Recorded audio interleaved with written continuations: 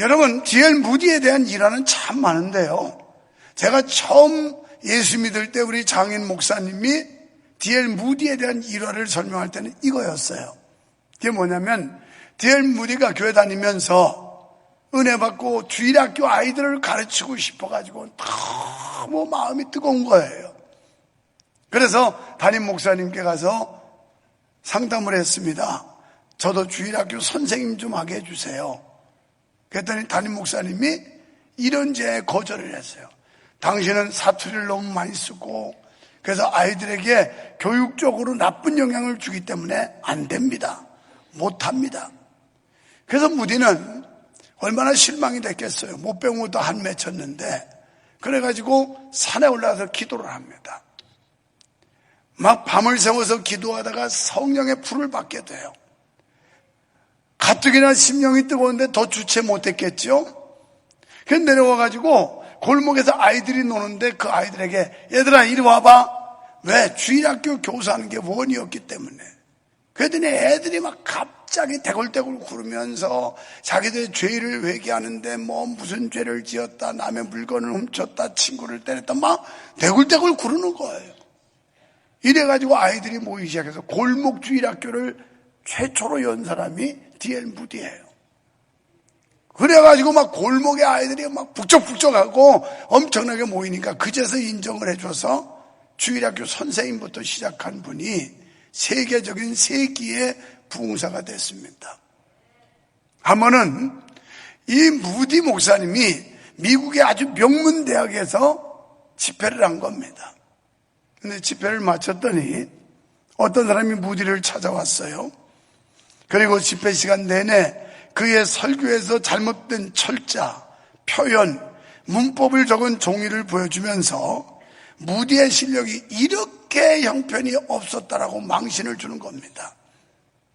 그러나 하나님의 사람 무디는 이렇게 응대했습니다. 아, 그렇군요. 정말 대단하십니다. 그런데 한 가지가 궁금해집니다. 나는 당신이 한 시간에 20몇 번을 지적할 만큼 무식한 실력으로나마 복음을 전해서 수많은 사람, 수많은 나라에 복음을 전해서 예수 믿게 했는데, 그렇다면 하나님이 당신에게 그 놀라운 지혜를 주셨는데 당신은 몇 명의 사람들에게 이 복음을 전했습니까? 이렇게 묻는 거예요. 이 말은 다른 말로 하면 당신 그렇게 똑똑하고 잘났으면 실력을 보여주세요. 이렇게 말한 겁니다. 그러면서 이렇게 또 반문했어요. 당신은 오직 예수 그리스도의 생명을 받아 복음으로 거듭나셨습니까? 이렇게 물었어요. 여러분, 이게 오늘 우리에게 던지는 질문이라고 받으세요. 여러분은 거듭나셨습니까? 거듭나셨습니까? 한 번은 니고데모라고 하는 관원, 요새로 말하면 국회의원 장관급쯤 되는 사람인데 예수님께 찾아왔죠. 그러면서 내가 어떻게 하면 영생을 얻을 수 있습니까? 라고 물어요. 그래서 예수님께서 사람이 거듭나지 아니하면 하나님 나라에 들어갈 수 없다라고 그럽니다. 그랬더니 이 유식한 관원이 뭐라고 그러냐면, 아니 여보세요, 내가 이렇게 장성했는데 어떻게 모태에 다시 들어갔다 나옵니까? 또 반문을 해요. 그때 예수님께서 물과 성령으로 거듭나야 된다 이렇게 말씀을 해요. 그는 고민하며 돌아갔다고 그랬습니다. 오늘 거듭났다고 하는 것은 나는 죽고 내 안에 예수가 살았다는 고백이거든요. 진정으로 여러분이 거듭났다고 말할 수 있다면 그 사람은 갈라디아서 2장 20절에 걸맞는 삶을 살고 있는지를 확인해야 돼요. 그런즉 이제 내가 그리스도와 함께 십자가에 못 박혀 죽었으니 이제는 내가 사는 것이 아니요 나를 위하여 자기의 몸을 십자가에서 몸을 버리신 그리스도 예수 안에 사는 것이다. 이게 거듭났다는 거예요. 그러니까 내가 죽고 이전에 내가 없이 새로운 변화, 예수 그리스도를 통하여 새로운 삶을 추구하는 인생, 이걸 거듭났다고 하는 겁니다. 그런데 뭐 뻔뻔히 자기 멋대로 세상적으로 불신앙 속에 살고 뭘 거듭나요? 근데 사람이 거듭나지 않으면 하나님 나라에 들어갈 수 없다고 그랬습니다. 나는 묻겠습니다. 속으로만 대답하세요. 여러분, 뭐 하려고 교회 나왔습니까? 여러분, 뭐 하려고 신앙생활 합니까? 아마 즉답을 이렇게 할지 몰라요. 지금 내 몸 아파 죽겠어요. 병 고침 받으려고요. 내가 지금 사업이 엎치락뒤치락해요. 축복 좀 받으려고요. 뭐 예수 믿으면 복 받는다면요, 다 오답이에요. 가장 정확한 답은 구원받기 위해서 예수 믿습니다. 나 천국 가기 위해서 예수 믿습니다. 여러분, 이 아까운 시간에 그리고 소중한 물질 갖다 헌금 드리면서 천당 못 가고 지옥 간다면 꽝이에요. 우리 정신 바짝 차려야 됩니다. 우리의 종착역은 천국이에요. 천국 못 가면 아무것도 아니에요. 세상에 뭐 유명한 명예를 가지고 권력을 가지고 뭐 떠들어대도 천당 못 가면 다 허사입니다. 여기 오신 성도 여러분, 한 사람도 빠짐없이 천당 가시기를 축원합니다. 그래서 오직 믿음으로 새 마음 되어 성령을 따라 살아가는 생명의 복음으로 거듭나셨습니까? 이렇게 물었어요. D.L. 무디 목사님이. 이 똑똑한 척하고 잘난 척하고 철자도 틀리다는 문법도 틀리고 뭐 말투도 틀리고 다 틀리다고 20몇 가지를 지적하면서 당신 무식한 사람이야. 이렇게 무식한 사람이 무슨 뭐 집회를 한다고 복음 전한다고 뭐 이러니까, 그렇게 똑똑하신 당신 지금 거듭났습니까? 구원받았습니까? 이렇게 물은 거예요. 그러면서 그렇다면 당신의 진짜 실력, 예수 생명, 예수 열매를 보여주십시오. 세상은 당신에게 그것을 요구합니다. 무디는 사람들의 비방에 굴하거나 교리에 매이지 않았습니다. 그는 하나님만 바라보는 사람은 하나님이 도우신다는 주님의 말씀에 순종하여 수많은 나라 수많은 사람들을 찾아다니며 열정적으로 복음을 전한 사람이 D.L. 무디입니다. 여러분, 올해 우리 교회 표가 일어나자예요. 그럼 일어나서 뭐 하려고요? 그냥 일어나서 서성서성 거리려고요? 일어났다는 이야기는 뭔가 행동해야 되는데, 오늘 본문 말씀에 보면 너희는 가서 이렇게 말해요. 가라는 거예요. 일어났으면 가라는 겁니다. 여기서 멈춰가지고 문기적 해서는 아무 소용없다는 거예요. 가야 된다는 겁니다. 오늘 이 시간 우리에게 너희는 가라고 하십니다. 본문에 두드러진 단어는 모든이라는 단어예요. 모든 권세, 모든 민족, 모든 것이라는 단어들이 이 세 절을 하나로 묶고 있어요. 그리고 동사가 4개 나옵니다. 가서 제자로 삼아 세례를 주라, 가르쳐 지키게 하라. 이 말은 행동하라는 거예요. 성도 여러분, 본문은 예수님이 십자가에 달려 죽으신 지 사흘 만에 부활하시고, 그리고 지금 긴가민가 하는 제자들, 16절에 보십시오. 아직도 예수님의 부활을 믿지 못하는 제자들이 있었음을 기록하고 있어요. 긴가민가 하는데 이들에게 말하기를 너희는 가라. 가서 모든 족속, 모든 민족에게 이 복음 전해서 그들을 세례받게 하고 주님 제자 만들어라 그러는데 황당했을 거예요. 평생 봤다는 건 갈릴리 바다 주변에서 뱅뱅 돌던 것밖에 못 봤어요. 그런데 너희는 가서 모든 민족, 모든 백성이 이러니까 그 모든 민족 또 있나? 우리는 갈릴리 출신들, 잔뼈가 이 고기 그물 던지면서 뼈가 굴러있고, 그리고 여기를 떠나본 적이 없는데, 아니 어디 또 다른 세상이 있을까? 아마 의아했을 겁니다. 그런데다가 지금 어떤 그 부활에 대한 소망도 확실하지도 않아. 긴가민가한 제자들에게 그런데 가래요. 지금 여기도 그 비슷한 사람들이 있을 겁니다. 구원의 확신도 없어요. 천국에 대한 소망도 없어요.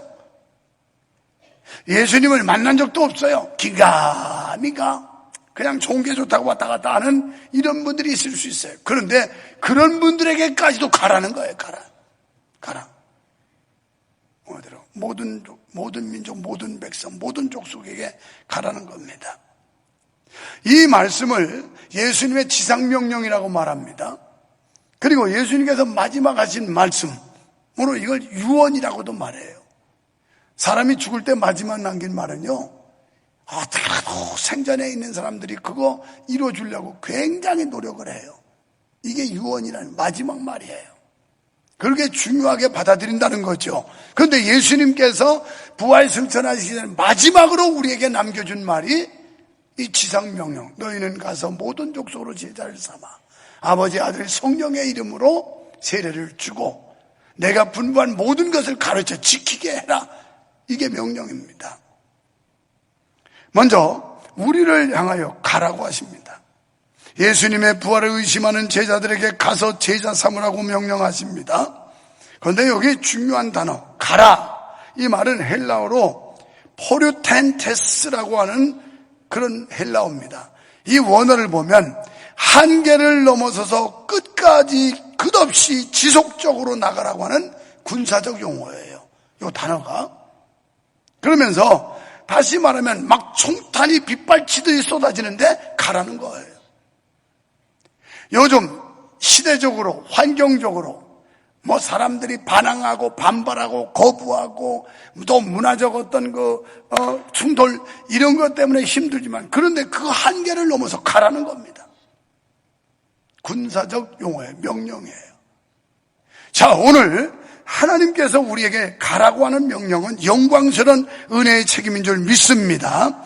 이건 절대적인 예수님의 명령인 줄로 믿으시기 바랍니다. 책임이라는 것은 사람에게 삶의 의미를 부여해요. 내가 어떤 책임을 졌다는 건 삶 맛을 느끼게 하는 거예요. 삶의 가치를 느끼게 하는 거고, 오늘 우리 마음속에 이런 책임감과 의무감이 있어야 되는데 이게 없다는 게 큰 문제입니다. 두 번째는 제자 삼으라고 그랬어요. 예수님의 지상 사역 중 가장 중요한 사역이 있었다면 제자 삼는 사역이었어요. 그분은 3년 6개월 동안 12명 제자 만들었어요. 그러면서 마지막 가면서 제자들 앉혀놓고 너희들도 가서 모든 족속으로 제자를 삼아라. 나처럼 제자 삼는 일 해라. 이 부탁을 하신 거예요. 자, 오늘 우리가 예수님께서 지상사역을 마치시고 떠나실 때 남긴 최후의 유언도 제자 삼으라는 명령이었는데, 이 제자라고 하는 것은 훈련을 통해서 만들어지는 겁니다. 제자는 태어나는 게 아니라 만들어지는 거예요. 그러니까 제자는 예수님을 배우는 사람, 훈련을 받는다는 뜻이에요. 제자는 예수님을 따르고 예수님과 늘 함께 있어야 됩니다. 우리가 말로만 나 주님 제자예요, 주님 이렇게 되는 게 아니고 늘 예수님을 따라야 되고 예수님과 함께 있어야 돼요. 마태복음 12장 30절에 나와 함께 하지 아니하는 자는 나를 반대하는 자요, 나와 함께 모으지 아니하는 자는 해치는 자니라. 다음은 고난도 함께 받는 자라야 돼요. 고난. 마태복음 5장 10절에서 의를 위하여 핍박을 받는 사람이 복이 있는데 천국이 저희 것입니다. 이 말은 무슨 말이에요? 천당 가려면 복음 때문에 고난도, 십자가 때문에 어려움도, 예수님 영광 때문에 고통도 받을 각오 가져야 된다는 거예요. 그래야 천국 간다는 겁니다. 또 자기 십자가를 질 수 있어야 됩니다. 마태복음 10장 38절에서 자기 십자가를 지고 나를 따르지 않는 자도 내게 합당하지 아니하리라. 이건 죽을 각오하라는 뜻이에요. 그런데 죽을 각오하는데 어떤 죽음? 내가 죽어야 돼. 내가 죽어야 예수가 살지, 내가 살아있으니까 예수는 죽는 거야. 그러니까 갈라디아서 2장 20절이 내가 그리스도와 함께 십자가에 못 박혀 죽었나니 이제는 내가 사는 것이 아니라 나를 위하여 자기의 몸을 버리신 그리스도 예수 안에 사는 것이다. 지금 그 수준 됐습니까? 그거 됐어야 구원받았다는 얘기예요. 어떤 때는 참 안타까울 때 있죠. 초상 치르러 갔어요. 고인에 대해서 가족들은 구원받았다고 막 떠드는데 내가 볼 때는 불가능해. 그런데 거기서 차마 그 한 가닥 희망을 꺾을 수가 없어서 그냥 듣는 둥 마는 둥 하고 있는 거지. 거기다가 무슨 소리 지옥 갔어요 이럴 수는 없잖아. 이럴 수는. 여러분, 지금 사람들이 착각하는 사람이 많아요. 그냥 교회 저걸 두고 왔다리 갔다리 하다 보면 천국 가겠거니 못 갑니다. 그냥 주일날만 가가지고 그냥 설교 한 시간 듣고 오면 천국 가겠거니 안 됩니다. 내가 죽어야 돼. 자아가 죽고 내 안에 그리스도, 이 그리스도 로드, 그분이 나의 주님. 큐리오스, 헬라어로는 나의 주인이라는 얘기예요. 내 마음을 내가 주장하는 게 아니라 주님이 주장해야 진정으로 하나님의 사람이고 거듭난 사람이고 전국 백성이고 그 수준이라는 거예요. 내 멋대로 하면서 자기가 구원받았대요. 누구 마음대로요? 옛날에 그런 사람 보고 누구 마음대로, 엿장사 마음대로 이랬어요. 옛날에 짤까닥 뭐 신발 떨어진 거 뭐 빈병 막 이러면서 엿사라고 할 때 그 목판에 엿이 있으면 그 얼마나 먹고 싶어요. 아이고, 요새는 배 터지는 세상이라 별로 그렇지만 우리는 그 엿 그냥 생각만 해도 침이 넘어가. 그래가지고 비료부대 하던 신발짝, 이놈의 신발이 왜 이렇게 안 떨어지는지 색깔 줄 수는 없고 막 억지로 떨어뜨려가지고 찢어가지고 그래가지고 갖다 주고서 고무신 갖다 주고 엿 바꿔 먹고. 그런데 엿장수 맘대로야. 자기가 많이 주고 싶으면 끌 대고서 툭툭 쳐가지고 주는데 이만큼 줘도 되고 요만큼 줘도 되고 이게 엿장수 맘대로야. 우리 구원 엿장수 맘대로 되는 거 아니에요. 성경대로 되는 거고 말씀대로 되는 거고 잘 믿어야 돼요. 잘 믿어야 돼. 지금 우리의 신앙의 생명이 어떠냐? 연명하는 그런 상태, 연명. 그래가지고 콧구멍에다 줄 껴가지고 거기다가 영양분 집어넣고 산소호흡기 넣어가지고 여기다 바람 불어넣어주고 지금 연명 상태야. 그래서 주일날 와가지고 콧구멍에 줄 넣고 여기다 산소호흡기 넣고 겨우 연명하고 또 일주일 가서 견디다 또 와. 그래서 또 연명하고. 이래서 될까요? 자가 호흡을 할 수 있어야 되고 자기의 체력으로 면역을 키워서 감당할 수 있어야 되고 이런 성령의 능력, 성령의 충만함, 말씀의 권세 이거 가지고 사시기를 축원합니다. 그렇게 살아야 돼. 그 수준이 와야 되는 거예요. 세례 주라고 그랬어요. 세례가 뭐예요? 구원받은 자에게 주는 표시예요. 구원받은 사람은 나는 옛날에 침례교인이기 때문에 침례 받았어요. 내과에 가지고 그냥 물속에다 펑덩 담고 다 꺼냈어요. 그런데 장로교는 침례는 하지 않아요. 세례를 주는데 그 의미는 뭐냐면 나는 죽고 그리스도 안에서 내가 거듭났다. 새롭게 태어난다. 이게 세례예요. 그런데 지금은 그냥 대충 교회 다니면 뭐 서당철 목사가 붙잡고서 몇 마디 시키고 거기서 그냥 물질그 지금 보고 거기서 세례 받았으니까 구원받겠네. 그거 세례 받아서 구원받는 게 아니라 믿어야 구원받고 중생해야 구원받고 변화돼야 구원받고 새롭게 태어나야 구원받고. 아멘. 그래서 세례를, 그러니까 완전한 그리스도인으로 만들라는 거예요. 이전에 세상 것을 따르던 사람이 변화받아서 하나님을 쫓고 말씀을 쫓고 성령의 이끌림을 받는 사람으로 바꾸도록 하라는 겁니다. 네 번째는 가르쳐 지키게 하라. 이 말씀은 예수님의 말씀에 순종하도록 도우라는 겁니다. 여러분, 믿음은 순종으로 나타나는데 이 믿음과 순종은 동전의 양면이라고 보시면 돼요. 아시겠어요? 똑같은 거예요. 동전 하나에 양면이 있지 않습니까? 믿음이 있으면 순종하고 순종하면 믿음이 있고 믿음이 있으면 행위로 나타나고 행위 있으면 믿음이 있는 거예요. 누가 뭐래도. 아무리 입으로 청산유소로 잘 믿는다고 떠들어도 행위의 열매가 없으면 가짜. 그래서 예수님께서 그 나무의 옳고 그름은 열매를 통해서 안다. 이 말씀을 하신 거예요. 사랑하는 성도 여러분, 영적인 열매, 신앙의 열매, 믿음의 열매를 풍성히 맺는 여러분 되시기를 주님의 이름으로 축원합니다. 열매 없는 나무는 찍어서 불에 던진다고 예수님 말씀했어요. 이 말은 믿음이 없고 행함에 나타남이 없으면 그 사람 지옥 간다는. 불이 뭐예요? 지옥이에요. 우리가 잘 믿어야 될 이유가 연습이 없기 때문에, 제가 자주 말씀드리는 가운데 인생에 연습이 없다. 그래서 일생이라고 그럽니다. 지금 이건 한 번으로 지나가는 거지 연습으로, 예행연습으로 살아보고 그 다음에 잘 살게요, 그건 없어요. 그래서 일생이라고 그러는 거예요. 또 인생에 하나님께서 지우개를 주시지 않았어요. 잘 살았든 못 살았든 그냥 한 번 살면 기록으로 남지 지우개 주고 지워버리고 다시 쓸 수가 없다는 거예요. 그러니 오늘 하루하루가, 이 한 주 한 주가 어떻게 살아야 되겠어요? 제대로 잘 살고 하나님 말씀대로 순종하며 믿음 가운데 살아야 되지 않을까요? 그렇게 살기를 원하시면 아멘 합시다. 이렇게 살아야 돼요. 그래야 천국 간다고요. 이제 가르치면 모범이 있어야 됩니다. 자녀들은 가정에서 부모를 보고 배웁니다. 교회에서도 마찬가지예요.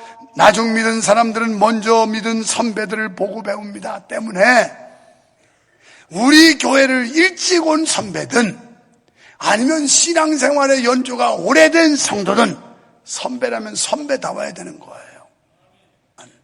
모범을 보이라는 거예요. 디모데전서 4장 12절에 보면 사도 바울이 뭐라고 그러냐면, 디모데에게 누구든지 너의 연소함을 업신여기지 못하게 하기 위해서 네가 할 일인데 오직 말과 행실과 사랑과 믿음과 정절에 있어서 믿는 자의 본이 되어라. 그러면 존경받는다. 나이하고 상관없이 존경받는다. 우리 속담이요, 틀린 게 하나도 없어. 윗물이 맑아야 아랫물이 맑다, 이런 속담이 있죠. 위에서 들어오는 물이 맑아야지 윗물이 더러우면 밑에도 더럽게 돼 있는 거예요.